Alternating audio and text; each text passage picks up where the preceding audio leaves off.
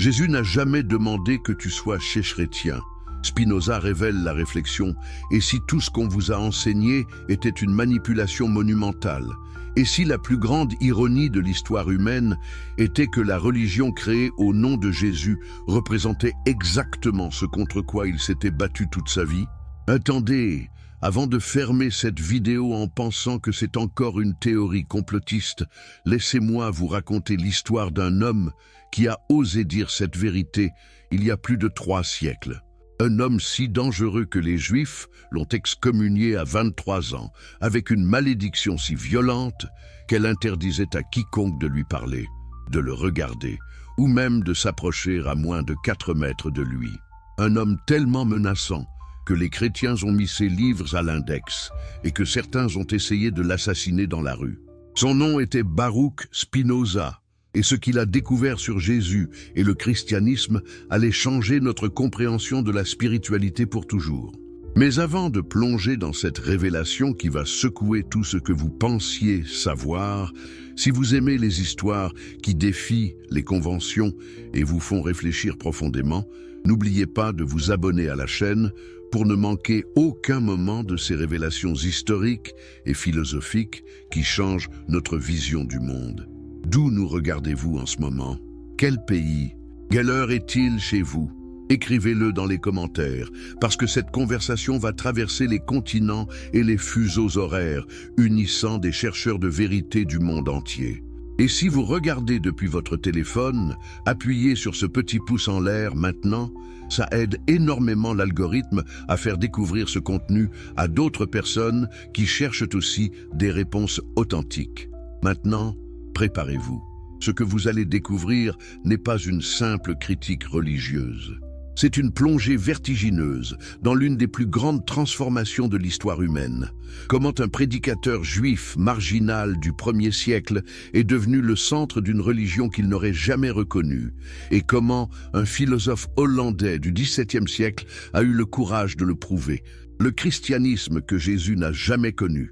Imaginez que vous vous réveillez demain et découvrez qu'une religion entière a été créée en votre nom, mais que tout ce qu'elle enseigne est l'opposé exact de ce que vous avez vécu et prêché. Vos paroles ont été tordues, vos actions réinterprétées, vos intentions complètement inversées. Et pire encore, les gens qui prétendent vous suivre font exactement ce que vous avez combattu toute votre vie. C'est exactement ce qui est arrivé à Jésus de Nazareth. Mais comment est-ce possible? Comment une transformation aussi radicale peut-elle se produire? Pour comprendre, nous devons retourner à l'année 30 de notre ère, dans les ruelles poussiéreuses de Jérusalem, où un jeune rabbin itinérant nommé Yeshua ben Yosef parcourait la Galilée avec un message qui allait déclencher une révolution qu'il n'aurait jamais imaginée. Yeshua était juif. Pas symboliquement juif, pas Ancien Testament juif. Il était complètement, radicalement, intensément juif. Il est né d'une mère juive, circoncis le 8e jour selon la loi de Moïse.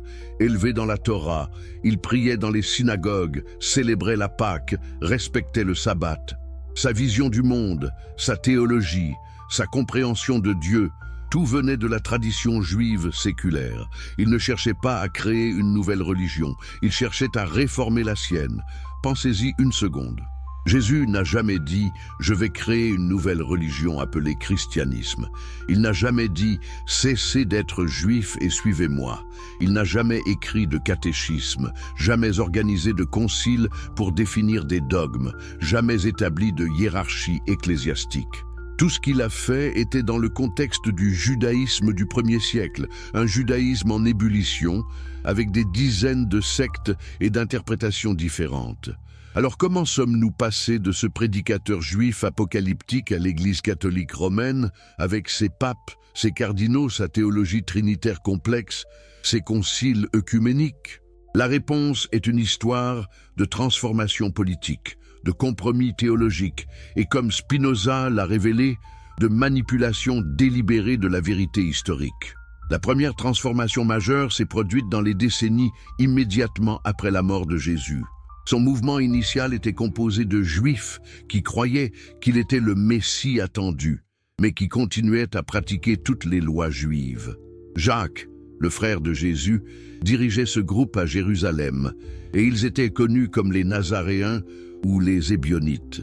Ses premiers disciples auraient été horrifiés par ce que le christianisme est devenu.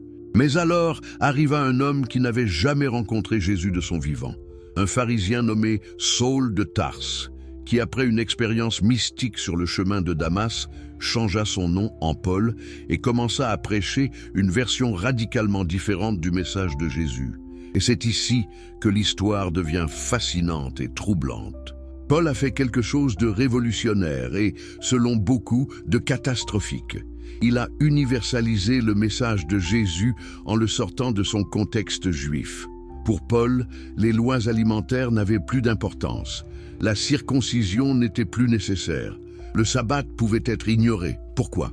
Parce que Paul voulait que les non-juifs, les gentils, puissent rejoindre le mouvement sans avoir à se convertir au judaïsme d'abord. Et pour justifier cela, il a développé une théologie complexe autour de la mort et de la résurrection de Jésus. Attendez, réfléchissez à ceci. Qui connaissait mieux les enseignements de Jésus? Jacques, son propre frère qui avait grandi avec lui, partagé des repas avec lui, l'avait entendu prêcher pendant des années? Ou Paul, qui ne l'avait jamais rencontré et basait tout sur des visions mystiques? Pourtant, c'est la théologie de Paul, pas celle de Jacques, qui a dominé et défini ce qui est devenu le christianisme. Spinoza, avec son esprit analytique implacable, a vu cette contradiction fondamentale. Dans son œuvre révolutionnaire, le traité théologico-politique, publié anonymement en 1670 parce qu'il savait que cela pourrait le faire tuer, Spinoza a démontré comment les Écritures avaient été manipulées et réinterprétées pour servir des agendas politiques et théologiques qui n'avaient rien à voir avec les intentions originales. Mais la transformation la plus dramatique allait venir 3 siècles après Jésus, avec un événement qui changerait le christianisme pour toujours. En l'an 312, l'empereur romain Constantin a eu une vision avant la bataille du pont Milvius. Selon la légende, il a vu une croix dans le ciel avec les mots « In hoc signo vince ». Par ce signe, tu vaincras. Il a gagné la bataille et s'est converti au christianisme, ou du moins à sa version. Mais voici la question que personne ne pose. Était-ce vraiment une conversion spirituelle ou était-ce un calcul politique brillant? Constantin a vu que le christianisme, malgré les persécutions, se répandait rapidement dans tout l'Empire. Il a vu une opportunité d'unifier un empire fragmenté sous une seule religion. Mais pour cela, cette religion devait être standardisée, contrôlée, transformée en outil d'État. En 325, Constantin a convoqué le concile de Nicée, le premier concile œcuménique. Environ 300 évêques se sont réunis dans ce qui est aujourd'hui la Turquie pour débattre de questions théologiques fondamentales. La question la plus controversée était celle de la nature de Jésus. Était-il divin? Était-il humain? Était-il les deux? Comment cela fonctionnait-il exactement? Un prêtre nommé Arius soutenait que Jésus, bien qu'exalté, était subordonné à Dieu le Père, qu'il y avait eu un temps où le Fils n'existait pas. Cette position, connue sous le nom d'arianisme, était logique, philosophiquement cohérente et, fait intéressant, probablement plus proche de ce que Jésus lui-même aurait enseigné. Jésus parlait constamment de « mon Père », priait Dieu, se référait à Dieu comme séparé de lui-même. Mais Arius a perdu le débat. À la place, le Concile a adopté la position d'Athanase, qui soutenait que Jésus était de la même substance que le Père, homoousios en grec. Cette formulation est devenue le credo de Nicée, et avec elle, la doctrine de la Trinité a commencé à prendre forme. Dieu le Père, Dieu le Fils et Dieu le Saint-Esprit, 3 personnes en un seul Dieu. Maintenant, arrêtez-vous et réfléchissez à cela un instant.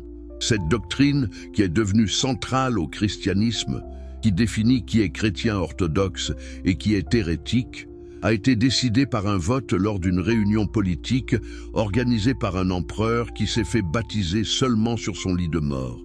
Est-ce vraiment ainsi que la vérité divine fonctionne? Par vote majoritaire lors d'une conférence?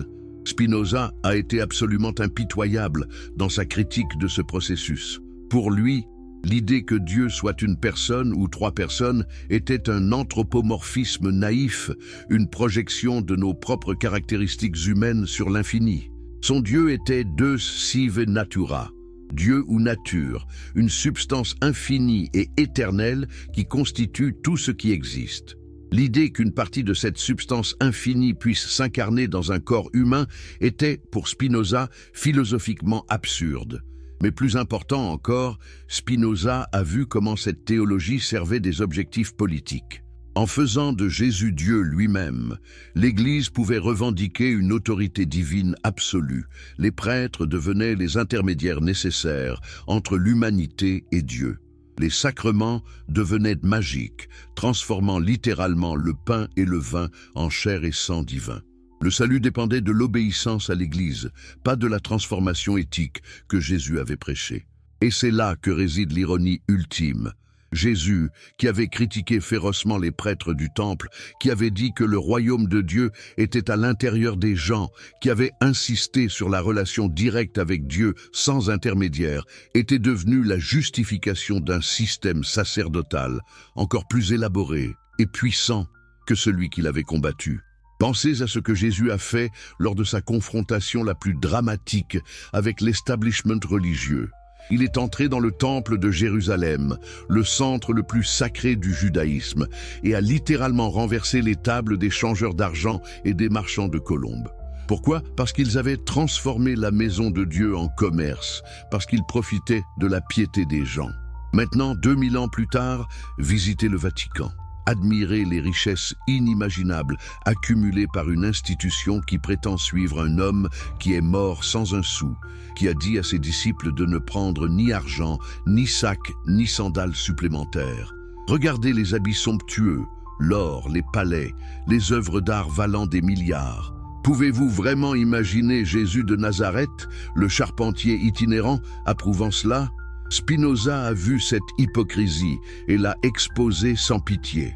Dans ses écrits, il a montré comment les leaders religieux de tous les temps ont utilisé la peur, l'ignorance et la superstition pour contrôler les masses et enrichir leurs institutions. Il a démontré comment les miracles étaient soit des phénomènes naturels mal compris, soit des inventions pures et simples destinées à impressionner les crédules. Mais voici la partie la plus subversive de l'analyse de Spinoza. Il ne disait pas que Jésus était un imposteur ou que ses enseignements étaient mauvais. Au contraire, il admirait l'éthique de Jésus, son insistance sur l'amour, la compassion, la justice. Ce qu'il rejetait, c'était la transformation de ses enseignements éthiques en dogmes théologiques et en institutions de pouvoir. Et c'est exactement le point central. Jésus n'a jamais demandé que vous croyiez qu'il était la deuxième personne de la Trinité. Il n'a jamais demandé que vous acceptiez une théologie complexe sur la satisfaction substitutive ou la justification par la foi seule. Il a demandé quelque chose de beaucoup plus simple et beaucoup plus difficile. Il a demandé que vous aimiez votre prochain comme vous-même, que vous tendiez l'autre joue, que vous donniez aux pauvres, que vous ne jugiez pas, que vous pardonniez 70 fois 7 fois. Ces enseignements n'exigent pas que vous vous appeliez chrétien. Ils n'exigent pas que vous apparteniez à une église. Ils n'exigent même pas que vous croyiez en Dieu d'une manière particulière. Ce qu'ils exigent, c'est une transformation radicale de votre façon de vivre, de traiter les autres, de voir le monde. Et c'est précisément pourquoi l'institution chrétienne a déplacé l'accent de l'éthique vers la croyance. Parce que croire est plus facile que de changer. Accepter un credo est plus facile que de vendre tous vos biens et de donner aux pauvres. Aller à la messe le dimanche est plus facile que d'aimer vos ennemis. Réciter des prières est plus facile que de pardonner à quelqu'un qui vous a profondément blessé. Spinoza a compris que la vraie religion n'est pas une question de croyance correcte, mais d'action juste. Dans son éthique, il a développé un système philosophique où le salut vient de la compréhension, de la connaissance de Dieu à travers la nature et de la vie selon la raison et la vertu. C'est remarquablement proche de ce que Jésus enseignait réellement, dépouillé de toute la théologie ajoutée plus tard. Mais voici où cela devient vraiment intéressant. Qui étaient les ennemis de Jésus? Qui a conspiré pour le faire tuer? Ce n'étaient pas les pécheurs, pas les prostituées, pas les collecteurs d'impôts. C'étaient les religieux, les pharisiens qui scrutaient chaque lettre de la loi, les prêtres du temple qui protégeaient leur pouvoir, les scribes qui connaissaient les Écritures par cœur. Jésus les appelait hypocrites, sépulcres blanchis, race de vipères. Pourquoi? Parce qu'ils connaissaient la bonne théologie, mais manquaient de compassion. Ils suivaient les règles à la lettre, mais ignoraient l'esprit. Ils aimaient l'apparence de la piété, mais exploitaient les pauvres et les vulnérables. Maintenant, si Jésus revenait aujourd'hui, qui pensez-vous qu'il critiquerait?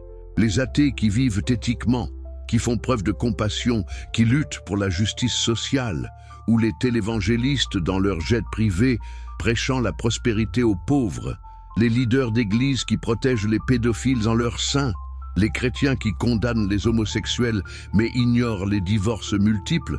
La vérité inconfortable est que beaucoup de ceux qui ne se disent pas chrétiens vivent plus près de l'éthique de Jésus que beaucoup de ceux qui portent fièrement ce label.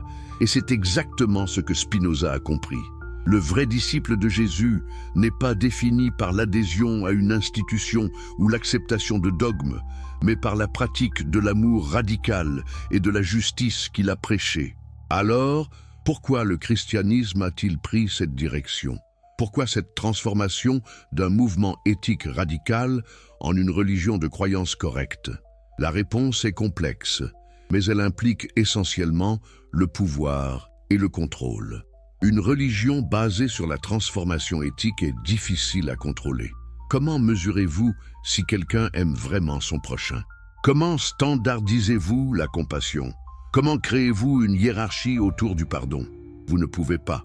Mais une religion basée sur la croyance correcte, cela peut être standardisé, codifié, contrôlé. Vous pouvez avoir des conciles pour définir l'orthodoxie. Vous pouvez avoir des tribunaux d'inquisition pour punir l'hérésie. Vous pouvez avoir des tests de foi pour déterminer qui est dedans et qui est dehors. C'est exactement ce qui s'est passé après le concile de Nicée. Les décennies et siècles suivants ont vu une cascade de conciles, chacun définissant plus précisément ce qu'un chrétien devait croire. Le concile de Constantinople en 381, le concile d'Éphèse en 431, le concile de Chalcédoine en 451. Chacun traçait des lignes plus nettes entre l'orthodoxie et l'hérésie, entre le salut et la damnation. Et quiconque osait remettre en question ces définitions était écrasé. Les Ariens ont été persécutés, les Nestoriens ont été chassés vers l'Est, les monophysites ont été condamnés. L'Empire chrétien, qui prétendait suivre le prince de la paix, est devenu aussi intolérant et violent que n'importe quel empire précédent. Spinoza connaissait bien cette violence. Il vivait dans une Europe encore marquée par les guerres de religion qui avaient déchiré le continent pendant le siècle précédent. Des millions avaient été tués au nom du Christ, catholiques massacrant des protestants, protestants massacrant des catholiques, chacun certain d'avoir la vérité absolue, chacun prêt à torturer et à tuer pour défendre ses dogmes particuliers. C'est dans ce contexte que Spinoza a écrit son traité théologico-politique, l'un des plaidoyers les plus puissants jamais écrits pour la liberté de pensée et la séparation de l'Église et de l'État. Il a argumenté que la religion devrait être une affaire privée, que l'État ne devrait jamais imposer de croyances religieuses, et que la vraie piété se mesure à la justice et à la charité, pas à l'orthodoxie théologique. Imaginez le courage qu'il a fallu pour écrire cela au XVIIe siècle. Spinoza avait déjà été excommunié par la communauté juive d'Amsterdam pour ses idées hérétiques. Il savait que publier ce livre le mettrait en danger mortel auprès des autorités chrétiennes également. Et en effet, il a été publié anonymement, et même ainsi, il a provoqué une réaction furieuse. Les autorités hollandaises l'ont interdit, les théologiens l'ont dénoncé comme blasphème. Des tentatives ont été faites sur la vie de Spinoza, mais pourquoi cette réaction si violente ? Qu'est-ce qui rendait les idées de Spinoza si dangereuses? C'était simple. Il menaçait les fondements même du pouvoir religieux. Si les gens pouvaient avoir une relation directe avec Dieu à travers la raison et la nature, s'ils n'avaient pas besoin de prêtres pour interpréter les Écritures, si le salut venait de la compréhension et de la vertu plutôt que de l'acceptation de dogmes, alors à quoi servait l'Église? C'est la même menace que Jésus représentait pour l'establishment religieux de son temps. Il permettait aux gens de rencontrer Dieu directement. Il leur disait qu'ils pouvaient être fils et filles de Dieu sans passer par les prêtres du temple. Il déclarait que le royaume de Dieu était déjà présent, à l'intérieur d'eux, accessible maintenant. Et c'est exactement pourquoi ils l'ont tué. Pas parce qu'il prétendait être Dieu, c'est une interprétation théologique ultérieure. Ils l'ont tué parce qu'il menaçait leur système de pouvoir. Un Jésus qui offrait l'accès direct à Dieu était plus dangereux pour le temple que n'importe quelle armée romaine. Mais voici l'ironie tragique. L'Église qui a émergé en son nom a fait exactement ce contre quoi il s'était battu. Elle a créé un nouveau système sacerdotal, de nouveaux intermédiaires obligatoires, de nouvelles barrières entre l'humanité et le divin. Les prêtres chrétiens ont remplacé les prêtres du temple, les évêques ont remplacé les grands prêtres, le pape est devenu un nouveau type de souverain pontife. Et comme l'establishment religieux que Jésus avait critiqué, cette nouvelle institution a utilisé la peur pour contrôler les gens. La peur de l'enfer, un concept qui a été développé et élaboré bien au-delà de tout ce que Jésus avait enseigné. La peur de l'excommunication, d'être coupé de la communauté des sauvés, la peur des démons, des sorcières, de la possession démoniaque. La peur de Dieu lui-même, transformé d'un père aimant en un juge courroucé, prêt à condamner la majorité de l'humanité à des tourments éternels. Spinoza a démoli cette théologie de la peur. Pour lui, Dieu n'était pas une personne qui pouvait être en colère ou plaire, punir ou récompenser.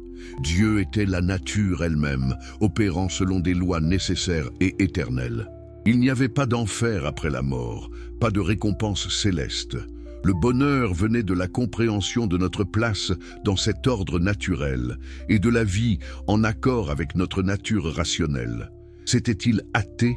Les autorités religieuses de son temps le pensaient certainement, et spinoziste est devenu synonyme d'athée pendant des décennies. Mais Spinoza lui-même ne se considérait pas comme athée. Il croyait en Dieu, juste pas au Dieu anthropomorphique personnel des religions traditionnelles. Son Dieu était infini, éternel, parfait. La différence était qu'il refusait de projeter sur ce Dieu les caractéristiques mesquines de l'ego humain, la jalousie, la colère, la vengeance, le besoin d'adoration.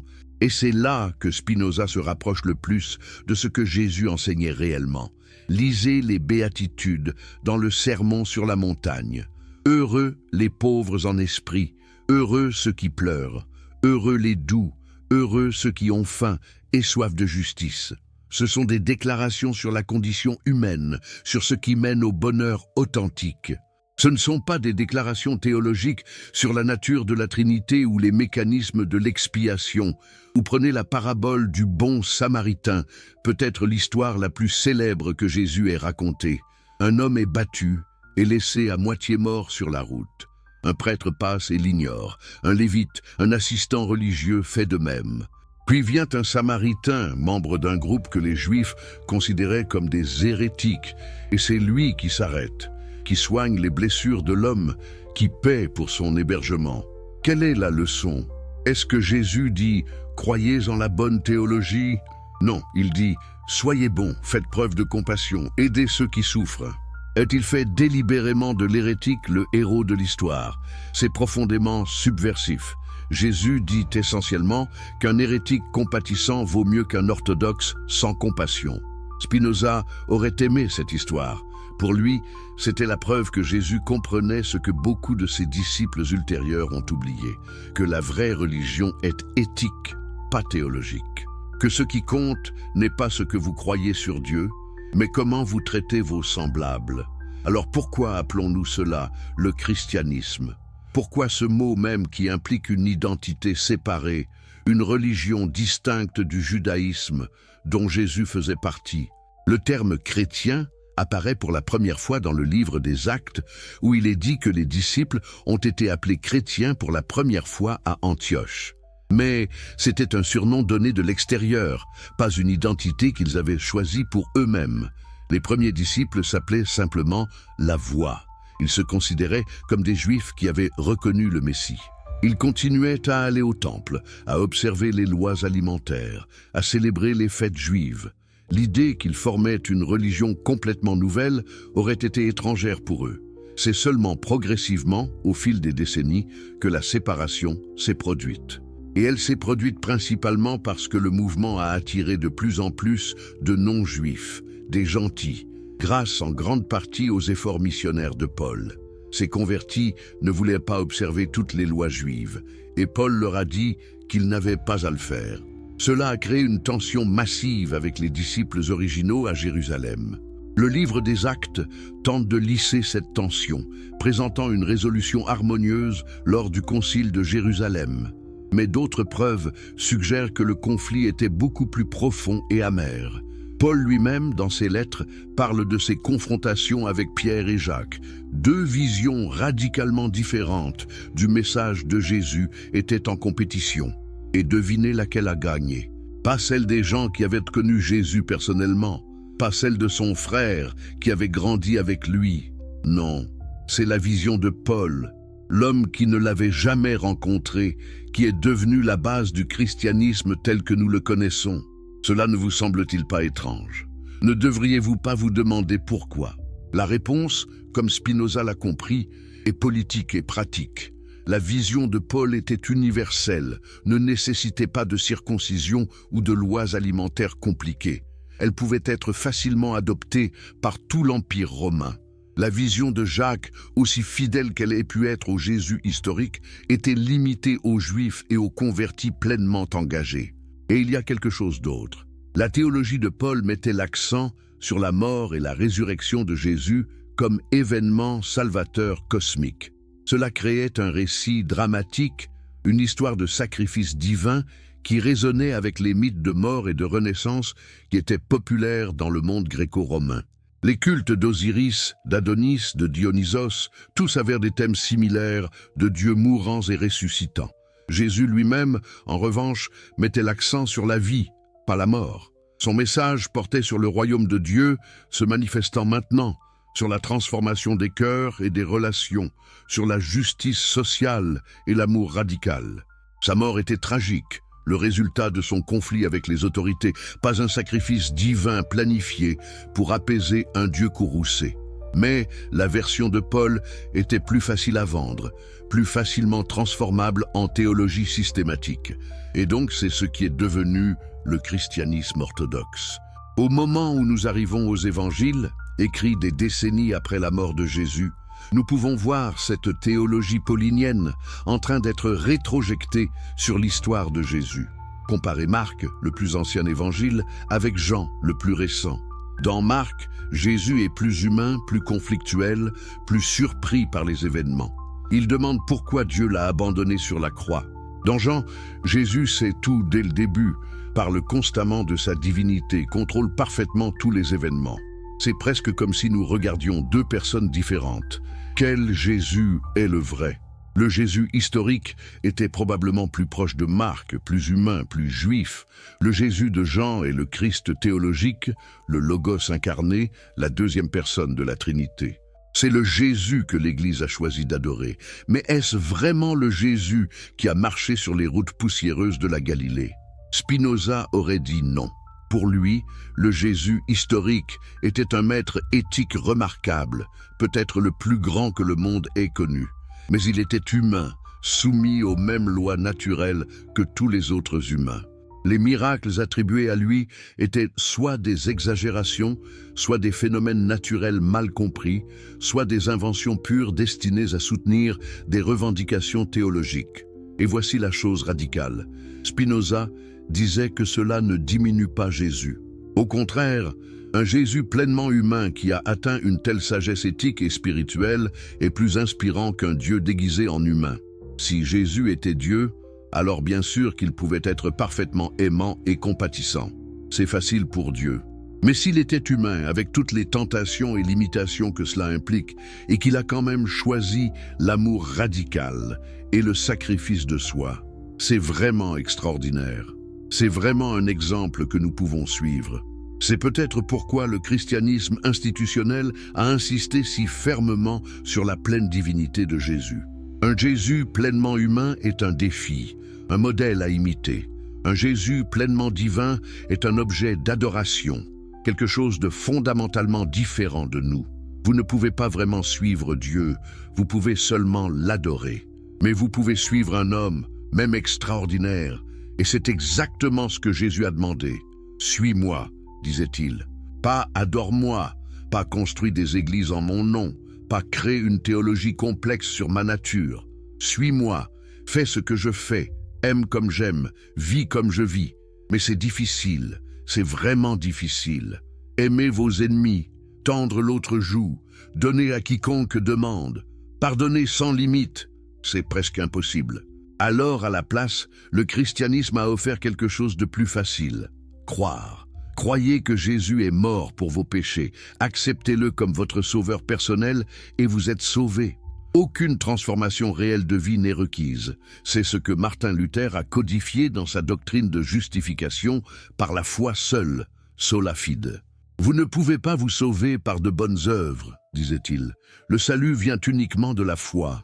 Et bien que Luther ait eu raison de critiquer la corruption de l'Église catholique de son temps, sa solution a créé son propre ensemble de problèmes. Parce que voici ce qui se passe lorsque vous mettez toute l'emphase sur la croyance plutôt que sur l'action. Vous obtenez des chrétiens qui sont convaincus d'être sauvés parce qu'ils ont accepté la bonne théologie, mais dont les vies ne montrent aucun signe de la transformation radicale que Jésus prêchait. Vous obtenez des gens qui peuvent citer la Bible de mémoire, mais qui traitent leurs semblables avec mépris. Vous obtenez des églises plus préoccupées par l'orthodoxie doctrinale que par nourrir les affamés et abriter les sans-abri. Jésus a prédit cela. Dans Matthieu 25, il décrit le jugement final. Et qu'est-ce qui détermine qui est sauvé et qui est damné? Est-ce la croyance correcte? Est-ce l'acceptation de Jésus comme sauveur personnel? Non. C'est si vous avez nourri les affamés, donné à boire aux assoiffés, accueilli l'étranger, vêtu ceux qui étaient nus, pris soin des malades, visité les prisonniers. Chaque fois que vous l'avez fait à l'un de ces plus petits de mes frères, c'est à moi que vous l'avez fait. C'est la norme de Jésus. Et notez qu'il ne dit pas « ceux qui ont cru en moi ». Il dit « ces plus petits de mes frères, tous ceux qui souffrent, qui ont besoin ». Le salut, selon Jésus lui-même dans ce passage, dépend de l'action compassionnée, pas de la croyance théologique. Spinoza aurait applaudi ce passage. C'est exactement son point. La vraie religion, la vraie piété, se mesure à la justice et à la charité. Tout le reste est superstition et manipulation. Et quand l'Église met l'accent sur la croyance plutôt que sur la pratique, elle trahit le message central de celui qu'elle prétend suivre. Mais cela soulève une question provocante. Si ce qui compte est l'action compassionnée et juste, et pas la croyance en des dogmes spécifiques, alors les athées qui vivent éthiquement sont-ils plus proches du royaume de Dieu que les chrétiens qui professent la foi mais manquent de compassion? Selon les propres paroles de Jésus dans Matthieu 25, la réponse semble être oui. C'est une pilule difficile à avaler pour beaucoup de chrétiens. Ils ont été enseignés que vous devez croire en Jésus pour être sauvés, que personne ne vient au Père si ce n'est par moi. Mais remarquez ce que Jésus dit réellement dans ce passage de Jean. Il ne dit pas « personne ne vient au Père, sauf s'ils acceptent la théologie chrétienne sur moi ». Il parle de lui-même comme de la voie, la vérité, la vie. Et qu'était sa voie? L'amour radical, la compassion, le service aux autres. Quiconque suit cette voie, qu'ils utilisent le nom de Jésus ou non, suit Jésus dans l'esprit. C'est une interprétation libérale, bien sûr. Les chrétiens conservateurs diraient que je tords les Écritures. Mais je ferai valoir que c'est l'Église qui a tordu les Écritures, qui a transformé le message simple et puissant de Jésus en théologie complexe et en dogme exclusif. Spinoza l'a vu clairement, et c'est pourquoi son traité était si dangereux. Alors revenons à notre question originale. Jésus a-t-il jamais demandé que vous soyez chrétien? A-t-il jamais dit « Créez une religion appelée christianisme, construisez des églises élaborées, développez une théologie trinitaire complexe, établissez une hiérarchie de papes et d'évêques et de prêtres, brûlez les hérétiques sur le bûcher, partez en croisade pour reconquérir la Terre sainte ?» Non, 1 millier de fois non. Ce qu'il a demandé était infiniment plus simple et infiniment plus difficile. Aimez-vous les uns les autres, pardonnez sans limite, jugez pas, donnez généreusement, priez en secret, faites aux autres ce que vous voudriez qu'ils vous fassent. Ce sont des principes universels, pas spécifiques à une religion. Ce sont des appels éthiques qui résonnent à travers les cultures et les époques. Bouddha a enseigné quelque chose de similaire 5 siècles avant Jésus. Confucius aussi. Les philosophes stoïciens de Grèce et de Rome enseignaient une éthique similaire d'amour universel et de devoir envers l'humanité. Jésus s'inscrit dans cette tradition de maîtres éthiques universels, pas comme fondateur d'une religion tribale particulière. Et c'est exactement ce qui rend Jésus puissant et pertinent au-delà des frontières du christianisme. Vous n'avez pas besoin d'être chrétien pour être inspiré par le sermon sur la montagne. Vous n'avez pas besoin de croire en la Trinité pour reconnaître la sagesse de tendre l'autre joue. Vous n'avez pas besoin d'accepter l'expiation substitutive pour être ému par son souci des pauvres et des marginalisés. En fait, je dirais que dépouiller Jésus de toute la théologie chrétienne ajoutée plus tard le rend plus accessible, plus universel, plus véritablement transformateur. Le Jésus historique, l'enseignant juif radical du 1er siècle, parle aux humanistes, aux bouddhistes, aux athées, aux chercheurs spirituels de toutes sortes ou sans religion. Le Christ théologique de Nicée et de Chalcédoine ne parle qu'à ceux qui acceptent un ensemble très spécifique de propositions métaphysiques. Spinoza a ouvert cette possibilité. En démystifiant la Bible, en montrant comment elle était un produit de son temps et de sa culture, en insistant sur l'interprétation rationnelle des textes religieux, il a libéré Jésus de la prison théologique dans laquelle l'Église l'avait enfermé. Il a permis aux gens de voir Jésus comme un enseignant humain, dont la sagesse éthique peut être appréciée indépendamment de toute croyance en sa divinité ou en l'autorité de l'Église. Et pour cela, Spinoza a été haï, persécuté, excommunié, mais son héritage perdure.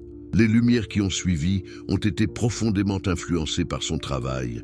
L'idée moderne de séparation de l'Église et de l'État, de liberté de pensée et d'expression, de critique biblique historique, tout cela découle en partie de l'œuvre courageuse de Spinoza. Donc, si vous regardez cette vidéo et que vous vous identifiez comme chrétien, je ne vous demande pas d'abandonner votre foi, mais je vous demande de vous demander, suivez-vous Jésus ou suivez-vous le christianisme? Vivez-vous selon ses enseignements éthiques ou vous contentez-vous d'accepter une théologie à son sujet? Et si ces deux choses entrent en conflit, laquelle choisissez-vous? Et si vous regardez cette vidéo et que vous ne vous identifiez pas comme chrétien, je vous demande de considérer que vous pourriez suivre Jésus plus fidèlement que beaucoup de ceux qui portent son nom. Si vous vivez avec compassion, si vous luttez pour la justice, si vous traitez les autres avec amour et respect, alors vous faites exactement ce que Jésus a demandé, peu importe comment vous vous appelez. Parce qu'à la fin, Jésus ne se souciait pas des étiquettes, il se souciait de la transformation. Il se souciait de voir le royaume de Dieu, un royaume de justice, de paix, d'amour, se manifester ici et maintenant dans notre monde brisé. Et ce royaume ne nécessite pas que vous soyez chrétien. Il nécessite simplement que vous soyez humain de la manière la plus complète et la plus belle possible. C'est la leçon que Spinoza a enseignée. C'est la vérité que le christianisme institutionnel a essayé d'enterrer. Et c'est le message qui doit être entendu aujourd'hui plus que jamais. Alors, de quel pays nous regardez-vous? Quelle heure est-il chez vous en ce moment? Partagez vos pensées dans les commentaires. Êtes-vous d'accord? En désaccord? Ces questions vous dérangent-elles ou vous libèrent-elles? Continuons cette conversation, parce que c'est exactement ce que Jésus aurait voulu, non pas une doctrine figée, mais un dialogue vivant sur la façon de vivre vraiment. Les institutions que Jésus combattait, une révélation historique. Si vous aviez le pouvoir de voyager dans le temps et d'amener Jésus de Nazareth dans une cathédrale moderne, dans une méga-église américaine, ou même au Vatican, que pensez-vous qu'il dirait? Resterait-il silencieux, admirant ces monuments érigés en son nom? Ou ferait-il exactement ce qu'il a fait il y a 2000 ans dans le temple de Jérusalem? Mais attendez, avant de plonger dans cette révélation qui va bouleverser tout ce que vous croyez savoir sur l'Église et ses origines, si vous êtes passionné par les histoires qui révèlent des vérités cachées et remettent en question les récits établis, n'oubliez pas de vous abonner à cette chaîne pour ne manquer aucun moment de ces explorations fascinantes qui changent notre compréhension du monde. Et dites-moi, d'où regardez-vous cette vidéo en ce moment? De quel pays? Quelle heure est-il chez vous? Partagez-le dans les commentaires, car ce que nous allons découvrir ensemble concerne l'humanité entière, transcendant toutes les frontières géographiques et temporelles. Et si vous êtes sur votre téléphone mobile, prenez une seconde pour appuyer sur ce bouton de pouce levé, ça aide vraiment l'algorithme à partager cette vérité avec plus de chercheurs de sagesse comme vous. Maintenant, préparez-vous à un voyage qui va vous montrer comment l'institution religieuse la plus puissante de l'histoire occidentale a été construite sur les fondations mêmes que son fondateur présumé avait tenté de détruire. Comment l'homme qui a chassé les marchands du temple est devenu le prétexte pour créer l'institution commerciale la plus riche du monde. Comment celui qui a dit « Appelez personne Père sur terre, car vous n'avez qu'un seul Père au ciel », est devenu la justification d'une hiérarchie où des millions appellent des hommes « Père, Monseigneur, votre sainteté ». La confrontation finale, Jésus contre le système du temple. Commençons par comprendre ce que représentait réellement le temple de Jérusalem au 1er siècle de notre ère. Ce n'était pas simplement un lieu de culte, c'était le centre névralgique d'un système économico-religieux complexe qui contrôlait tous les aspects de la vie juive. Imaginez Wall Street, le Vatican et le Capitole fusionnés en un seul édifice massif, dominé par une classe sacerdotale héréditaire qui détenait un monopole absolu sur l'accès à Dieu. Le temple était une machine à profit extraordinairement sophistiquée. Chaque juif devait payer un impôt annuel du temple d'un demi-shekel. Mais voici le piège ingénieux. Cet impôt devait être payé en monnaie tyrienne spécifique, pas dans la monnaie romaine que les gens utilisaient quotidiennement. Pourquoi? Parce que la monnaie romaine portait l'image de l'empereur, considéré comme idolâtre. Donc les gens devaient échanger leur argent, et les changeurs de monnaie prenaient une commission substantielle sur chaque transaction. Mais ce n'était que le début. Pour participer au rituel du temple, vous deviez acheter des animaux sacrificiels. Un agneau pour ceci, une colombe pour cela, un taureau pour l'autre. Et ces animaux devaient être sans défaut, certifiés purs par les inspecteurs du temple. Si vous ameniez votre propre animal, ils le rejetaient presque toujours pour quelque défaut inventé. Vous deviez donc acheter chez les marchands approuvés du temple, qui facturaient des prix exorbitants. Calculez cela. Jérusalem avait une population d'environ 50 000 personnes en temps normal, mais pendant la Pâque, plus de 200 000 pèlerins affluaient dans la ville.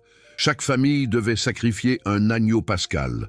Même à des prix modestes, nous parlons de dizaines de milliers d'agneaux vendus en quelques jours. Les revenus étaient astronomiques et tout finissait dans les coffres du sacerdoce. Et qui contrôlait ce sacerdoce? Les Sadducéens, une élite aristocratique qui collaborait avec les Romains pour maintenir l'ordre social. Le grand prêtre lui-même était nommé par le gouverneur romain, choisi spécifiquement parce qu'il pouvait être contrôlé. Ce n'était pas un leader spirituel désintéressé, cherchant à servir Dieu et le peuple. C'était un politicien sophistiqué, jonglant entre les demandes de Rome et les attentes du peuple juif, tout en maintenant son propre pouvoir et sa richesse. Caïphe, le grand prêtre qui a conspiré pour faire tuer Jésus, est resté en fonction pendant 18 ans sous Ponce Pilate. 18 ans dans un système où les grands prêtres étaient fréquemment remplacés quand ils ne plaisaient pas aux Romains. Qu'est-ce que cela vous dit sur sa capacité à collaborer, à faire des compromis, à maintenir le système fonctionnel pour tous ceux qui en bénéficiaient? Et puis arrive Jésus, ce charpentier de province qui n'a aucune formation sacerdotale formelle, aucune autorité institutionnelle, aucune richesse, aucun pouvoir politique. Mais il a quelque chose que tout le système sacerdotal a perdu, l'authenticité morale. Et il voit exactement ce que le temple est devenu. Pas une maison de prière, mais une caverne de voleurs. Pouvez-vous imaginer la scène? C'est la Pâque, le moment le plus sacré de l'année juive, commémorant la libération de l'esclavage en Égypte. Et Jésus entre dans les cours du temple et voit ce spectacle mercantile obscène.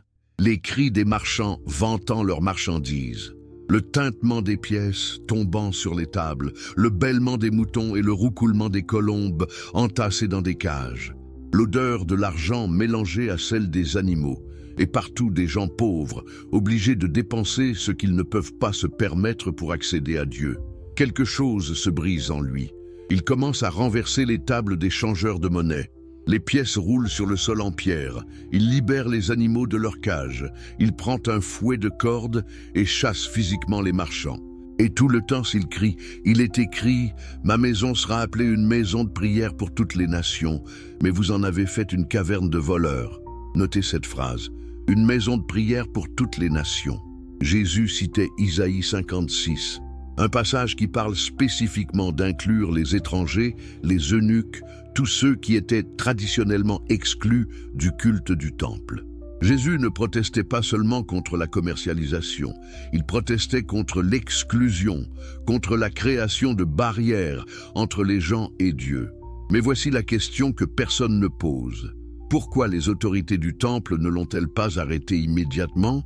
Ils avaient des gardes du temple, ils avaient l'autorité. Un homme seul causant un tel tumulte aurait pu être rapidement maîtrisé. Alors pourquoi ne l'ont-ils pas fait? Parce que le peuple était avec lui. La foule qui remplissait les cours du temple, les pèlerins qui étaient venus de partout pour célébrer la Pâque, ils savaient exactement ce que Jésus dénonçait. Ils l'avaient vécu. Ils avaient été exploités par ce système toute leur vie. Quand Jésus a agi, il a exprimé la rage silencieuse de milliers de personnes. Les autorités ont été forcées de reculer, mais à partir de ce moment, Jésus était un homme mort.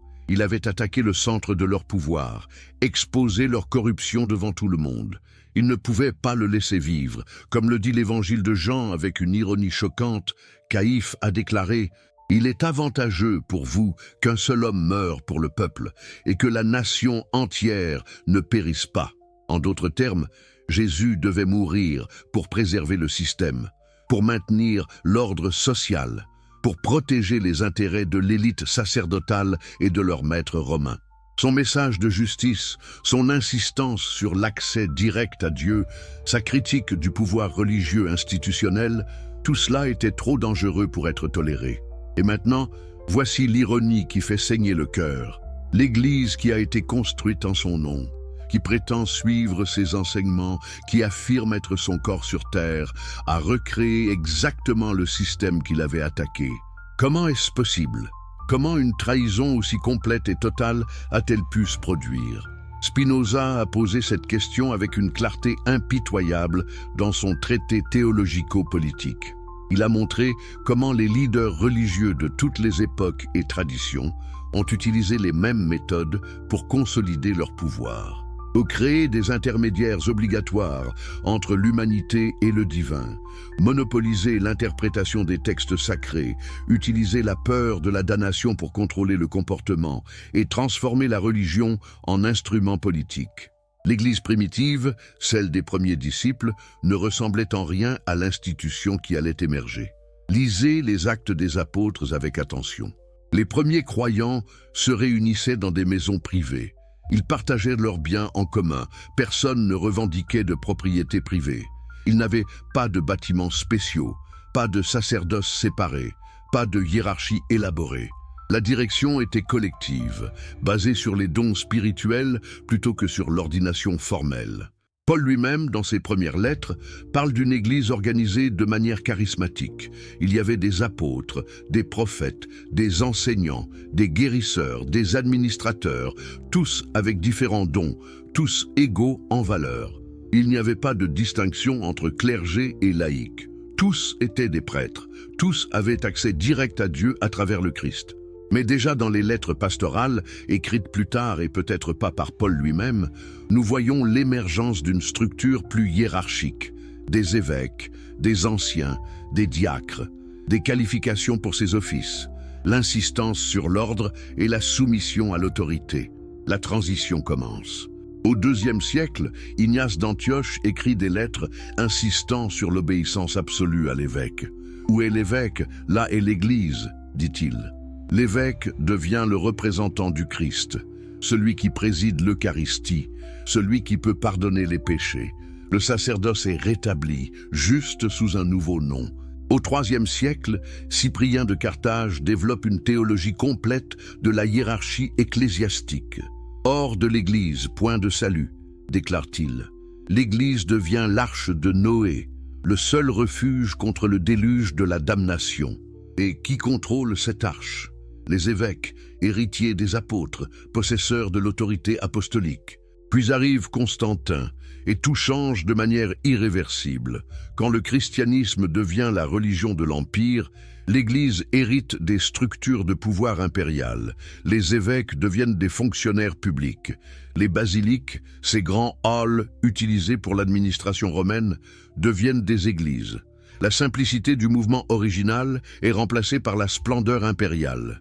Et avec la richesse vient la corruption. Constantin lui-même fait d'énormes donations à l'Église. Les évêques deviennent riches. Ils possèdent des terres, des esclaves, des trésors. Jérôme, le traducteur de la Bible en latin, se plaint amèrement des évêques de son temps qui se comportent comme des aristocrates, voyageant dans des chariots dorés, donnant des banquets somptueux pendant que les pauvres meurent de faim dans les rues. Pensez à la distance parcourue. De Jésus qui n'avait nulle part où poser sa tête, qui dépendait de la charité des femmes qui le suivaient pour ses besoins de base, qui est entré à Jérusalem sur un âne emprunté, symbole d'humilité, à des évêques vivant dans des palais, commandant des armées, négociant avec des rois comme des égaux. Et le pire, il justifiait tout cela en son nom. Il citait ses paroles, utilisait de son autorité, prétendait agir en son nom. Comment Jésus, qui avait dit « Les rois des nations dominent sur elles, et ceux qui ont autorité sur elles se font appeler bienfaiteurs. Il ne doit pas en être ainsi parmi vous », aurait-il réagi face à des évêques et des papes portant des couronnes, exigeant qu'on s'agenouille devant eux, s'appelant « Votre sainteté ». Spinoza a vu cette hypocrisie monumentale et l'a exposée sans pitié. Pour lui, cela prouvait que l'Église organisée n'était pas intéressée par la vérité ou la piété authentique, mais par le pouvoir et le contrôle. Et il a montré comment cela fonctionnait à travers les âges. La clé du contrôle religieux est le monopole de l'interprétation. Jésus lui-même pouvait lire et interpréter les Écritures. Il citait la Torah, débattait avec les scribes et les pharisiens, encourageait ses disciples à comprendre le sens profond des textes, mais l'Église médiévale a fait exactement le contraire. D'abord, elle a insisté pour que la Bible soit en latin, une langue que les gens ordinaires ne comprenaient pas. Pourquoi? Officiellement, parce que le latin était la langue de l'érudition, que les traductions en langue vernaculaire seraient inexactes. Mais la vraie raison, le contrôle. Si les gens ne peuvent pas lire la Bible par eux-mêmes, ils dépendent des prêtres pour leur dire ce qu'elle dit. Et quand quelqu'un osait traduire la Bible en langue que les gens pouvaient comprendre, John Wycliffe en Angleterre, Jean Hus en Bohême, William Tyndale plus tard, tous ont été condamnés comme hérétiques. Tyndale a été étranglé et brûlé sur le bûcher en 1536 pour le crime d'avoir traduit la Bible en anglais. L'Église préférait que les gens restent dans l'ignorance plutôt que de risquer qu'ils découvrent que les enseignements de Jésus contredisaient les pratiques de l'Église. Ensuite, l'Église a créé un système d'interprétation où seuls les clercs ordonnés avaient le droit d'expliquer les Écritures. Le Concile de Trente, en réponse à la réforme protestante, a formellement déclaré que personne ne devait oser interpréter la Bible contrairement au sens déterminé par l'Église. L'Église, pas le Christ, devenait l'autorité finale. Et cela permettait des abus extraordinaires. L'Église pouvait affirmer que Jésus avait établi le sacerdoce, même si les évangiles ne montrent rien de tel. Elle pouvait prétendre que Pierre était le premier pape avec une autorité sur toute l'Église, même si les lettres de Paul montrent clairement que Pierre était simplement un des leaders, pas le leader. Elle pouvait inventer des doctrines comme le purgatoire, les indulgences, la transsubstantiation, et les présenter comme des vérités anciennes transmises depuis les apôtres. Le commerce des indulgences au XVIe siècle représente peut-être le sommet de cette corruption. Le pape Léon X voulait financer la construction de la basilique Saint-Pierre, ce monument massif à la gloire de l'Église. Comment a-t-il collecté l'argent? En vendant des indulgences, essentiellement des réductions de temps au purgatoire pour vous ou vos proches décédés. Des vendeurs d'indulgences parcouraient l'Europe avec des slogans accrocheurs. Jean Tetzel, le plus notoire, disait « Dès que l'argent teinte dans le coffre, l'âme s'envole du purgatoire. Achetez maintenant, sauvez vos parents morts. Payez et réduisez votre propre temps de torture post-mortem. Arrêtez-vous et réfléchissez. C'est exactement ce que Jésus a attaqué dans le temple. L'exploitation de la piété des gens pour le profit. La création de barrières financières à l'accès à Dieu. La transformation de la religion en commerce. Et pourtant, l'Église qui prétendait suivre Jésus faisait exactement la même chose, à une échelle bien plus grande. Martin Luther a été révolté par cette pratique et c'est ce qui a déclenché la réforme protestante. Mais notez quelque chose d'important. Luther ne critiquait pas seulement une corruption particulière, il attaquait le système entier d'intermédiaires obligatoires. Son concept de sacerdoce de tous les croyants était révolutionnaire. Tout chrétien, disait-il, était prêtre. Tout chrétien pouvait s'approcher de Dieu directement, sans passer par un clergé ordonné. C'était un retour à Jésus, n'est-ce pas? Jésus avait déchiré le voile du temple, symbolisant l'élimination de la barrière entre l'humanité et Dieu. Jésus avait dit que le royaume de Dieu était à l'intérieur des gens. Jésus avait donné à ses disciples l'autorité de pardonner les péchés, pas juste à Pierre ou aux apôtres, mais à tous ceux qui le suivaient. Mais voici le problème. Les protestants ont rapidement créé leur propre hiérarchie, leur propre système de contrôle. Les églises luthériennes avaient leurs évêques. Les églises réformées avaient leurs presbytères. Les anglicans gardaient une structure épiscopale presque identique au catholicisme. Même les églises qui prétendaient être non hiérarchiques avaient des pasteurs qui fonctionnaient effectivement comme des prêtres. Et dans beaucoup de cas, les protestants étaient aussi intolérants que les catholiques. Calvin a fait brûler Michel Servet pour hérésie. Les puritains en Nouvelle-Angleterre ont pendu des Quakers. Les luthériens et les réformés se sont massacrés mutuellement dans des guerres de religion qui ont dévasté l'Europe centrale. Spinoza vivait au milieu de tout cela. Il voyait des chrétiens de différentes dénominations, tous prétendant suivre Jésus, tous affirmant avoir la vérité, tous prêts à tuer pour leurs convictions théologiques particulières. Et il posait la question évidente. Si tous suivent le même Jésus, pourquoi tant de haine? Pourquoi tant de violence? Pourquoi cette obsession pour des différences doctrinales mineures au détriment de l'amour et de la compassion que Jésus avait prêché? Sa réponse était que la religion organisée, quelle qu'elle soit, finit toujours par servir les intérêts de pouvoir et de contrôle. Les théologiens et les prêtres créent des systèmes doctrinaux complexes qui nécessitent une interprétation experte, garantissant ainsi leur propre nécessité. Ils déclarent certaines croyances hérétiques, créant des frontières entre insiders et outsiders. Ils s'allient avec les pouvoirs politiques, offrant une légitimité religieuse en échange de protection et de privilèges. Et tout cela se fait au nom de Jésus, qui n'a jamais voulu rien de tout cela. Jésus voulait la transformation des cœurs, pas l'adhésion à des credos. Il voulait la justice pour les opprimés, pas des palais pour les évêques. Il voulait l'amour radical qui transcende les frontières, pas des guerres de religion entre factions chrétiennes. Regardez comment Jésus a traité les exclus de son temps. Les lépreux, considérés comme impurs et bannis de la société, il les touchait et les guérissait. Les collecteurs d'impôts, considérés comme des traîtres collaborant avec Rome, il mangeait avec eux dans leur maison. Les prostituées, méprisées comme des pécheresses, il les défendait et les incluait dans son cercle. Les Samaritains, détestés comme des hérétiques par les Juifs, il en faisait le héros de sa parabole la plus célèbre. Jésus construisait des ponts là où la religion construisait des murs. Il incluait ceux que les religieux excluaient. Il pardonnait à ceux que le système condamnait. Il offrait l'espoir à ceux que les autorités déclaraient sans espoir. C'était radical, révolutionnaire, dangereux pour l'ordre établi.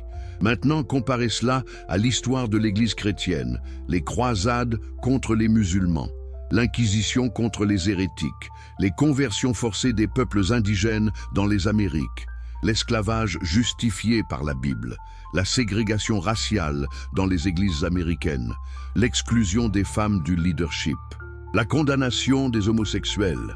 La liste continue, un catalogue de jugements, d'exclusion et d'oppression fait précisément au nom de celui qui a prêché l'amour universel.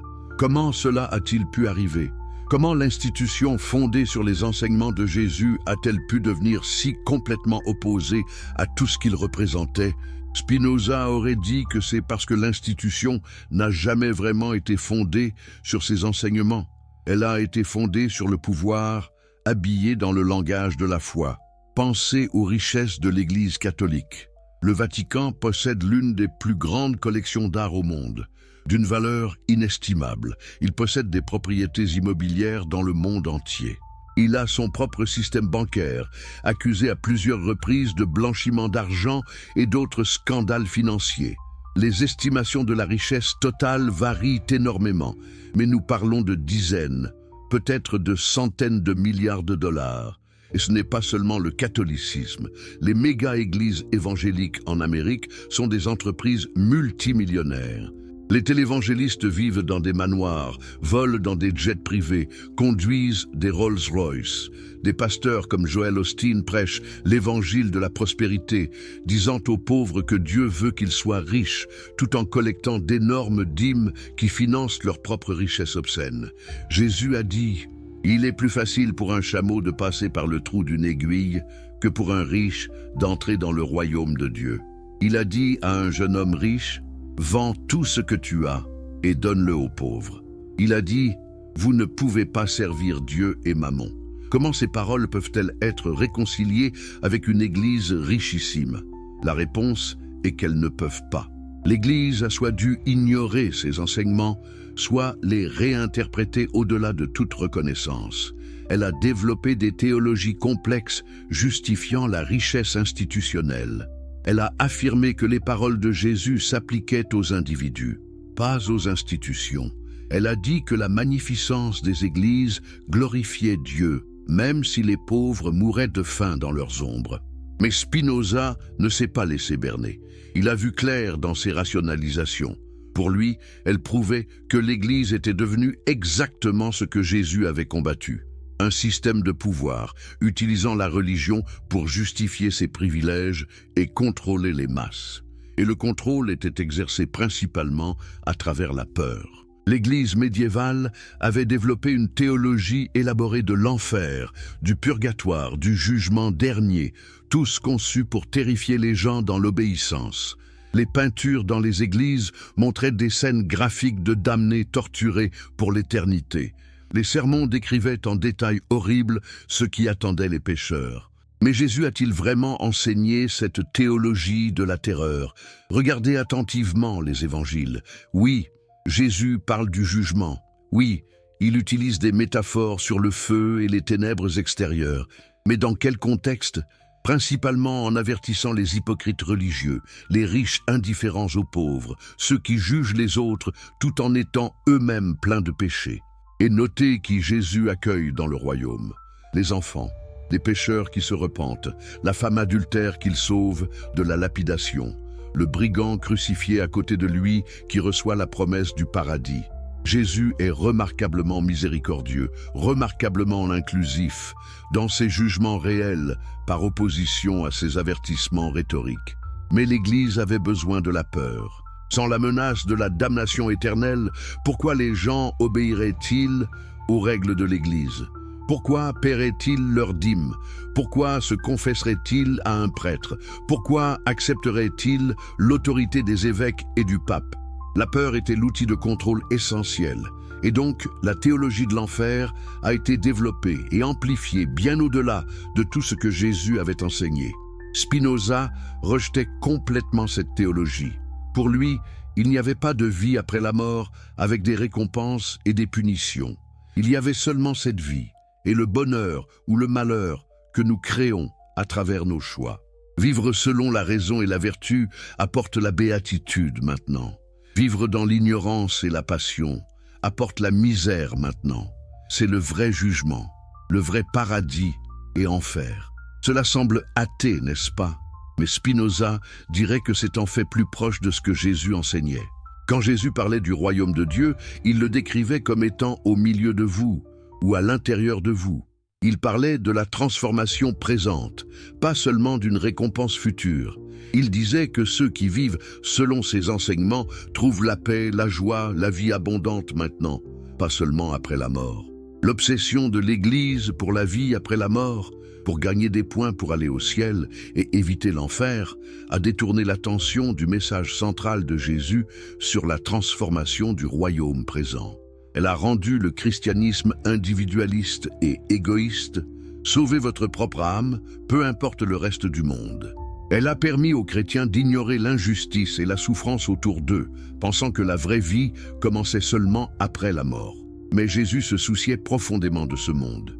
Ses enseignements éthiques portaient sur comment traiter les autres maintenant, comment créer la justice maintenant, comment aimer et pardonner maintenant. Le royaume de Dieu n'était pas une évasion de ce monde, mais sa transformation. Et cette transformation était intrinsèquement sociale et politique, pas seulement personnelle. Les béatitudes sont un manifeste révolutionnaire. Heureux les pauvres, pas « Soyez contents dans votre pauvreté en attendant le ciel », mais une déclaration que l'ordre social sera renversé. Heureux ceux qui ont faim et soif de justice, pas de nourriture et de boisson, mais de justice sociale. Tout le ministère de Jésus était orienté vers les marginalisés, les exclus, les pauvres, les opprimés. Il critiquait constamment les riches et les puissants.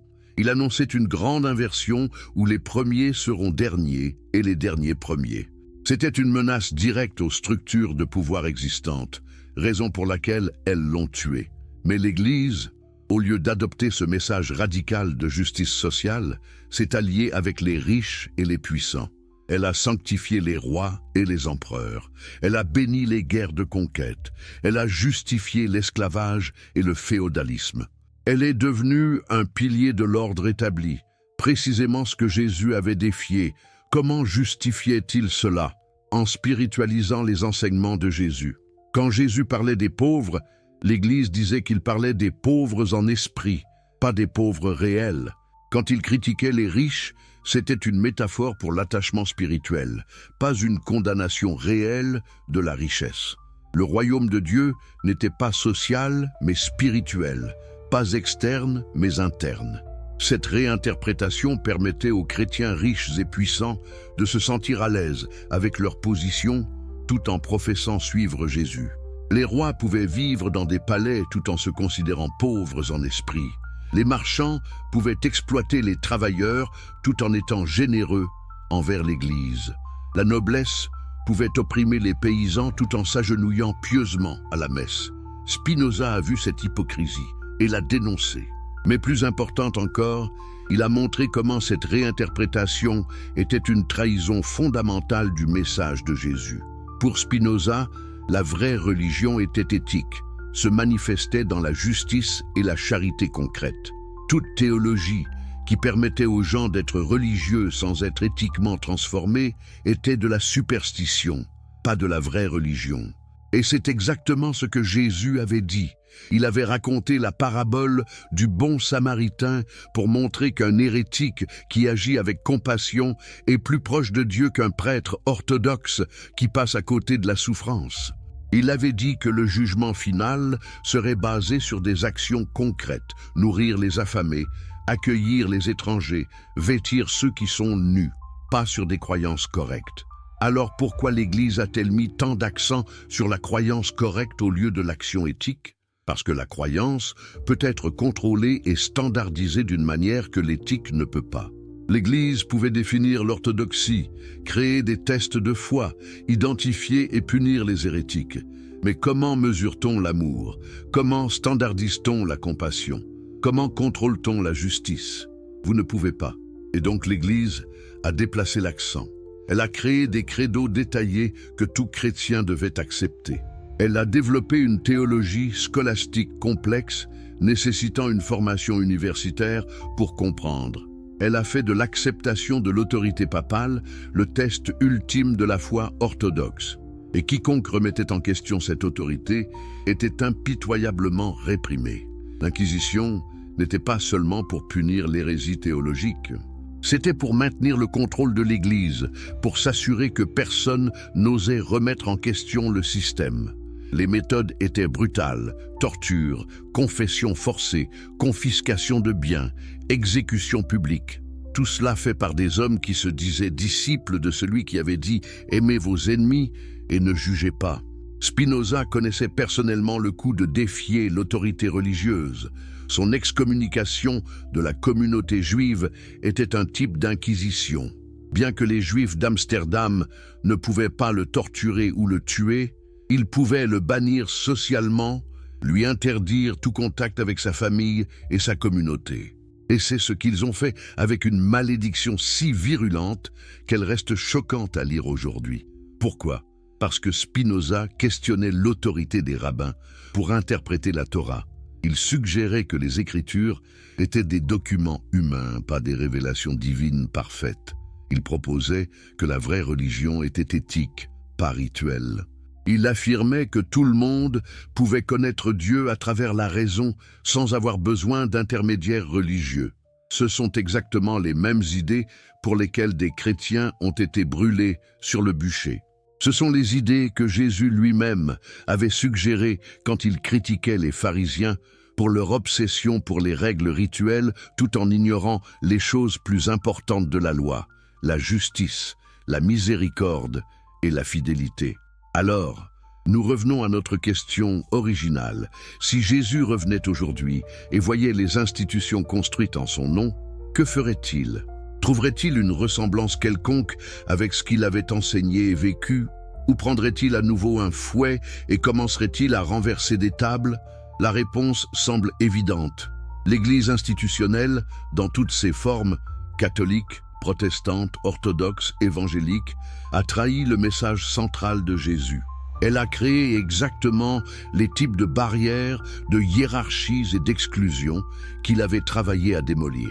Elle est devenue un système de pouvoir et de contrôle, utilisant le nom de Jésus pour justifier l'injustifiable. Mais voici l'espoir. Tout au long de l'histoire, il y a toujours eu des gens qui ont vu à travers la corruption institutionnelle pour saisir le message authentique de Jésus. François d'Assise, qui a rejeté la richesse de sa famille et de l'Église pour vivre dans la pauvreté radicale avec les pauvres. Dietrich Bonhoeffer, qui a résisté au nazisme quand la plupart de l'Église allemande collaborait. Martin Luther King Jr., qui a appliqué les enseignements de Jésus sur l'amour et la non-violence au mouvement des droits civiques. Ces personnes ont suivi Jésus indépendamment et souvent en opposition à l'Église institutionnelle. Ils ont compris que suivre Jésus ne signifie pas accepter l'autorité d'une institution ou adhérer à une théologie complexe. Cela signifie vivre ses enseignements éthiques, agir avec amour et justice, défendre les opprimés, pardonner les ennemis, chercher la transformation du monde. Et vous n'avez pas besoin d'être chrétien pour faire cela. C'est le point crucial. Les enseignements éthiques de Jésus sont universels, pas propriété d'une religion particulière. Vous pouvez être athée et vivre selon ses principes. Vous pouvez être bouddhiste, musulman, hindou, juif et reconnaître la sagesse dans les paroles de Jésus. Ce qui compte n'est pas le label que vous portez, mais comment vous vivez. C'est ce que Spinoza a compris. C'est pourquoi, malgré son excommunication, malgré le rejet par les chrétiens et les juifs, il reste une figure inspirante. Il a insisté sur la primauté de l'éthique sur la théologie, de l'action sur la croyance, de la raison sur la superstition. Il a ouvert la voie à une spiritualité qui transcende les institutions religieuses. Et si Jésus lui-même pouvait parler aujourd'hui, je crois qu'il dirait la même chose. Ne vous souciez pas de savoir si vous êtes chrétien, juif, musulman, athée. Demandez-vous, vivez-vous avec amour, agissez-vous avec justice, traitez-vous les autres avec compassion, travaillez-vous pour transformer ce monde brisé en reflet du royaume de Dieu. Si oui, alors vous suivez Jésus, peu importe comment vous vous appelez. Sinon, alors vous ne le suivez pas, même si vous fréquentez l'église tous les dimanches et pouvez réciter le credo de Nicée par cœur. C'est le message révolutionnaire que l'Église a essayé d'enterrer pendant 2000 ans. C'est la vérité que Spinoza a risqué sa vie pour révéler. Et c'est le défi qui nous confronte aujourd'hui. Serons-nous définis par nos étiquettes et nos institutions ou par nos actions et notre amour? Le Jésus révolutionnaire que l'histoire a enterré. Vous êtes-vous déjà demandé pourquoi les révolutionnaires sociaux de l'histoire invoquent le nom de Jésus alors que les conservateurs font de même? Pourquoi Marx appelait-il la religion l'opium du peuple, tout en reconnaissant que les premiers chrétiens pratiquaient un communisme primitif? Pourquoi Gandhi, un hindou, citait-il constamment le sermon sur la montagne comme inspiration pour sa résistance non violente? C'est parce qu'il existe deux Jésus dans l'histoire. Le Jésus révolutionnaire qui défiait l'ordre social établi et le Jésus domestiqué que l'Église a créé pour maintenir cet ordre. Mais avant de plonger dans cette histoire explosive qui va transformer votre compréhension de ce que Jésus voulait vraiment accomplir, si vous êtes passionné par les histoires qui changent votre vision du monde et révèlent des vérités que les institutions préfèrent garder cachées, assurez-vous de vous abonner maintenant pour ne manquer aucune de ces révélations historiques fascinantes. D'où nous regardez-vous en ce moment? Quel pays? Quelle heure est-il chez vous? Écrivez-le dans les commentaires, car ce que nous allons explorer ensemble concerne l'humanité entière et transcende toutes les frontières. Et si vous êtes sur mobile, prenez juste une seconde pour appuyer sur le bouton « J'aime ». Ça aide vraiment à faire découvrir ce contenu à plus de chercheurs de vérité comme vous. Maintenant, préparez-vous à découvrir le Jésus que l'Église ne veut pas que vous connaissiez. Le Jésus qui aurait été aujourd'hui arrêté lors des manifestations pour la justice sociale. Le Jésus qui serait condamné par les télévangélistes conservateurs comme socialiste ou antifa. Le Jésus dont le message véritable a été si complètement enterré sous 2000 ans de théologie que la plupart des chrétiens ne le reconnaîtraient même pas. La révolution sociale que Jésus prêchait réellement. Commençons par un fait historique inconfortable que peu de sermons mentionnent jamais. Jésus a été exécuté par l'État romain pour sédition politique, pas pour blasphème religieux, ce dont le Sanhédrin l'accusait. Les Romains se fichaient des querelles théologiques juives. Non, l'accusation portée devant Pilate était claire. Cet homme se dit roi des Juifs. Il incite à la rébellion. Il dit aux gens de ne pas payer d'impôts à César. Pensez à l'inscription que Pilate a fait placer sur la croix. Jésus de Nazareth, roi des Juifs. Ce n'était pas une déclaration théologique. C'était une accusation politique et un avertissement. Voici ce qui arrive à quiconque défie l'autorité de Rome. La crucifixion n'était pas utilisée pour les crimes religieux. C'était réservé aux esclaves, rebelles, aux pirates et aux insurrectionnistes politiques. Alors pourquoi Rome considérait-elle Jésus comme une menace politique? Pour comprendre, nous devons examiner attentivement ce qu'il prêchait réellement. Et le message central de tout son ministère était celui du royaume de Dieu ou royaume des cieux. Ces termes apparaissent plus d'une centaine de fois dans les évangiles. C'était l'obsession de Jésus. Mais qu'est-ce que cela signifiait réellement? L'Église plus tard a spiritualisé ce concept, le transformant en un état intérieur d'âme ou en un paradis après la mort. Mais dans le contexte juif du 1er siècle, royaume de Dieu avait une signification spécifique et profondément politique. C'était une référence directe à la théocratie juive, au temps où Israël était gouverné directement par Dieu, sans roi humain, sans empereurs étrangers. C'était un rêve de libération nationale et sociale. Quand Jésus commençait sa prédication en disant « Le royaume de Dieu est proche, repentez-vous », il ne parlait pas d'une transformation spirituelle abstraite. Il annonçait une révolution imminente. Le règne de Rome touchait à sa fin. Le règne de Dieu était sur le point de commencer. Et se repentir ne signifiait pas simplement se sentir mal à propos de péchés personnels, cela signifiait changer fondamentalement d'allégeance, se détourner du système romain oppressif et s'aligner avec le nouvel ordre de Dieu. Comment savons-nous que c'était l'interprétation de son message à l'époque? Regardez qui était attiré par Jésus. Les pauvres, les paysans endettés, les pêcheurs luttant sous les taxes romaines, les artisans marginalisés, et regardez qui se joignait à son mouvement. Simon le Zélote, membre d'un groupe révolutionnaire juif engagé dans la résistance armée contre Rome. Judas Iscariote, dont le surnom pourrait signifier sicaire, un autre groupe de résistants armés connu pour assassiner des collaborateurs romains. Jésus lui-même venait de Galilée, une région avec une longue histoire de rébellion anti-romaine. Quelques années avant sa naissance, un homme nommé Judas le Galiléen avait mené une révolte majeure, capturant l'arsenal de la ville de Séphoris, à quelques kilomètres seulement de Nazareth. Les Romains ont écrasé cette rébellion avec une brutalité extrême, crucifiant des milliers le long des routes de Galilée comme avertissement. Jésus a grandi en voyant ces croix. Il connaissait le coup de défier Rome, et pourtant, il a choisi de prêcher un message qui, même s'il rejetait la violence armée, était tout aussi révolutionnaire dans ses implications sociales et politiques. Regardez les béatitudes, le début du sermon sur la montagne. Heureux les pauvres en esprit, car le royaume des cieux est à eux. L'Église a spiritualisé pauvres en esprit pour signifier humble ou spirituellement dépendu de Dieu. Mais dans l'original grec, et certainement dans l'araméen que Jésus parlait, c'était simplement les pauvres. Luc, dans sa version, le rend explicite « Heureux vous qui êtes pauvres ». Ce n'est pas une bénédiction sur la vertu spirituelle. C'est une déclaration révolutionnaire que l'ordre social va être renversé. Les pauvres hériteront le royaume, pas parce qu'ils sont spirituellement supérieurs, mais parce que le royaume de Dieu est un royaume de justice où l'injustice actuelle sera corrigée. Et ensuite, heureux ceux qui pleurent, car ils seront consolés. Qui pleurent dans une société? Ceux qui souffrent de l'oppression, qui ont perdu des proches à la violence, qui vivent dans le chagrin constant de la pauvreté et de l'injustice. Jésus leur promet la consolation, pas dans un au-delà vague, mais dans la venue du royaume. Heureux les doux, car ils hériteront la terre. C'est une citation du psaume 37, qui parle explicitement des opprimés prenant possession de la terre que les méchants possèdent actuellement. Ce n'est pas une vertu spirituelle intérieure, c'est une promesse de redistribution sociale.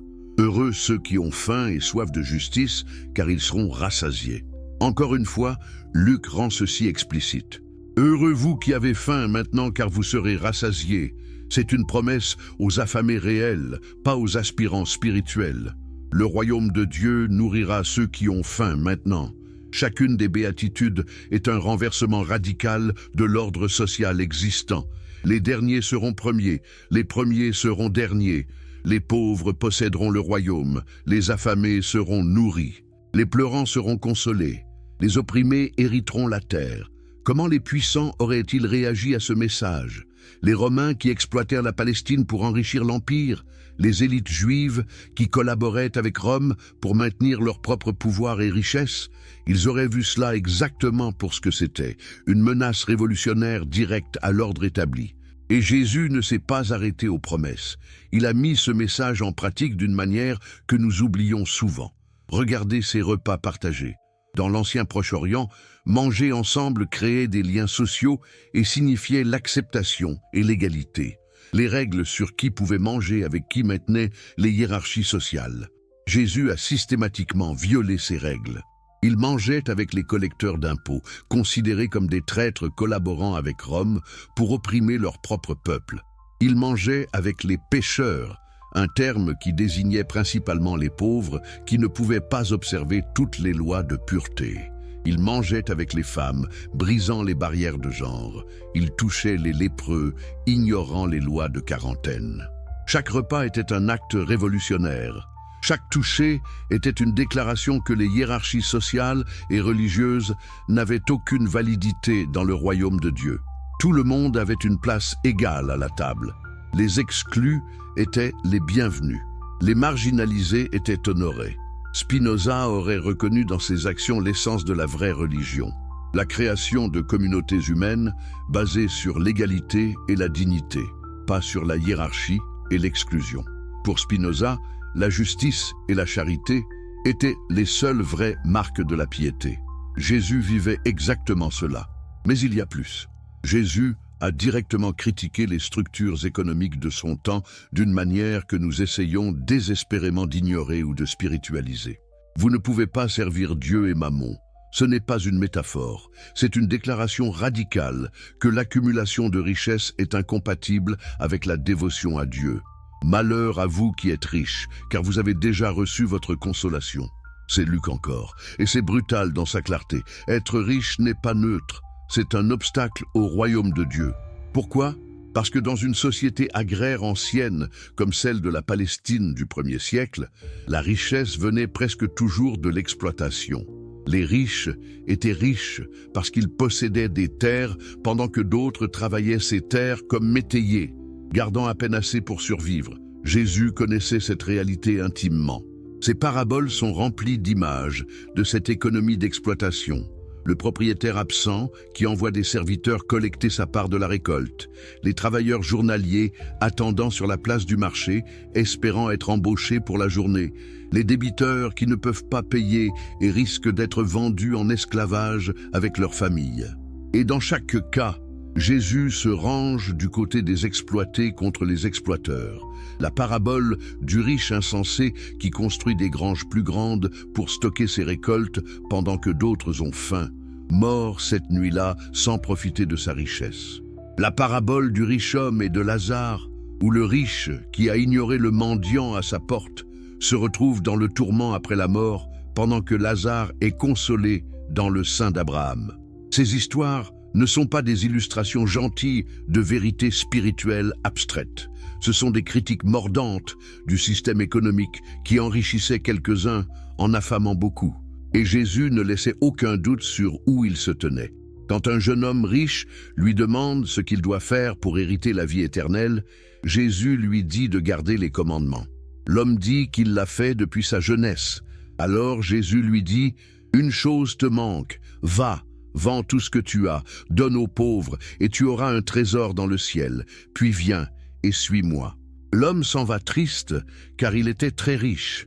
Et Jésus commente qu'il est difficile pour ceux qui ont des richesses d'entrer dans le royaume de Dieu. Il est plus facile pour un chameau de passer par le trou d'une aiguille que pour un riche d'entrer dans le royaume de Dieu. Les disciples sont choqués. « Qui donc peut être sauvé ?» demandent-ils. Parce que dans leur culture, la richesse était vue comme une bénédiction de Dieu, un signe de faveur divine. Jésus renverse complètement cette idée. La richesse n'est pas une bénédiction, c'est un obstacle.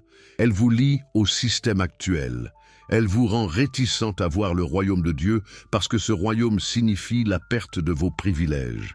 Maintenant, comment l'Église chrétienne qui prétend suivre cet homme a-t-elle géré ses enseignements radicaux, en les spiritualisant jusqu'à ce qu'ils deviennent inoffensifs?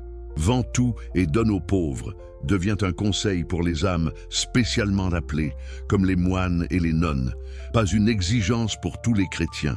Vous ne pouvez pas servir Dieu et Mammon devient une mise en garde contre l'attachement excessif à la richesse, pas une condamnation de la richesse elle-même.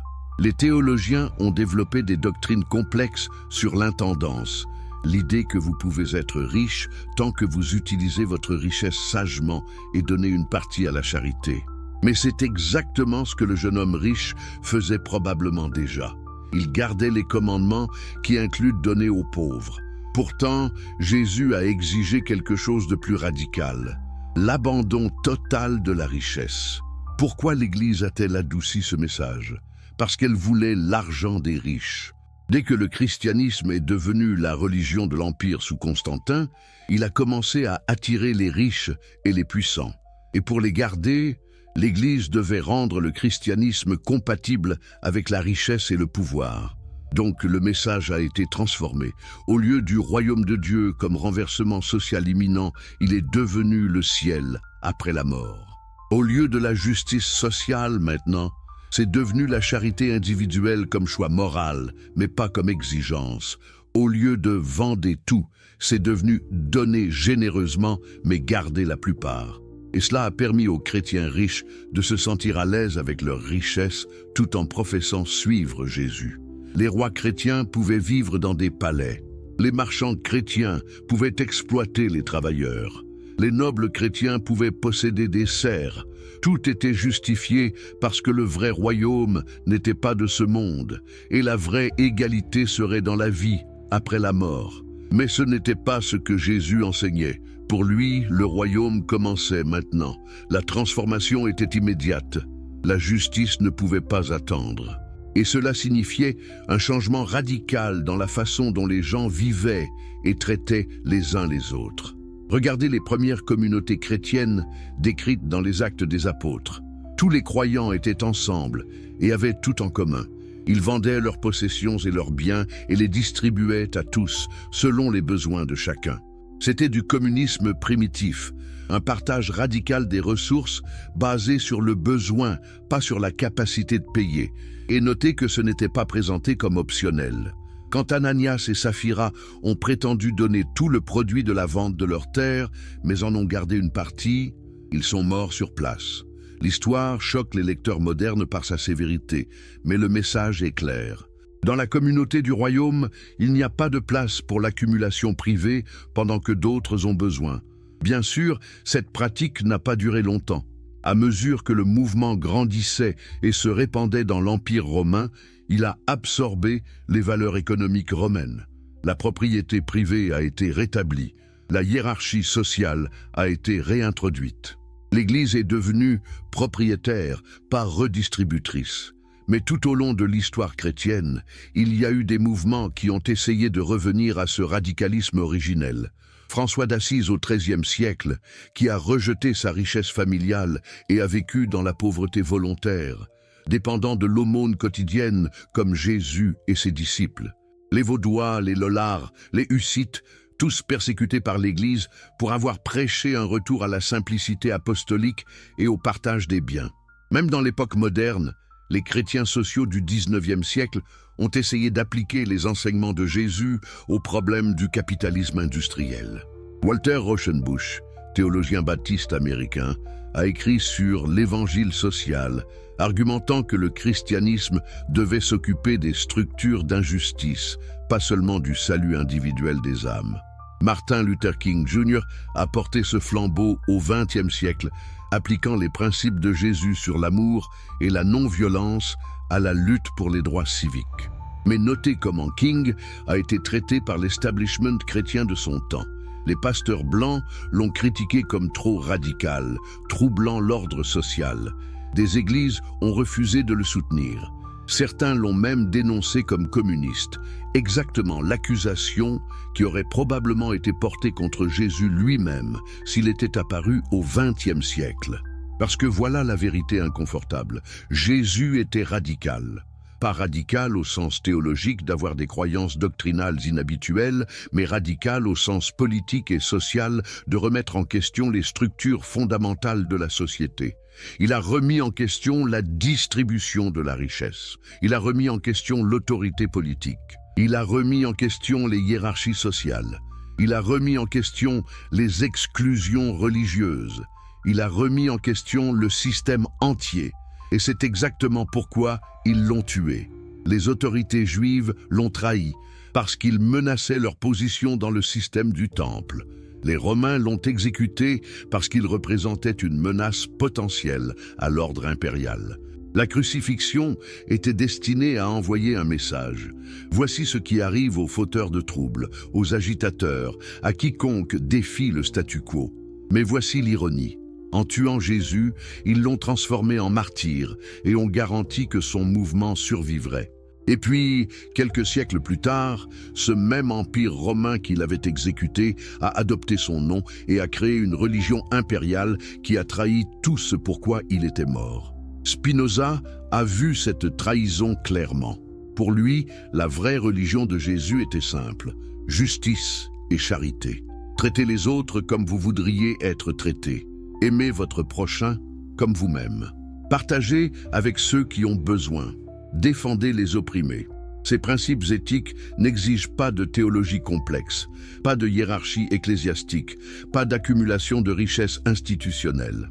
Et pourtant, l'Église a construit tout cela en son nom. Pourquoi? Parce que la simplicité éthique ne peut pas être contrôlée ou monétisée.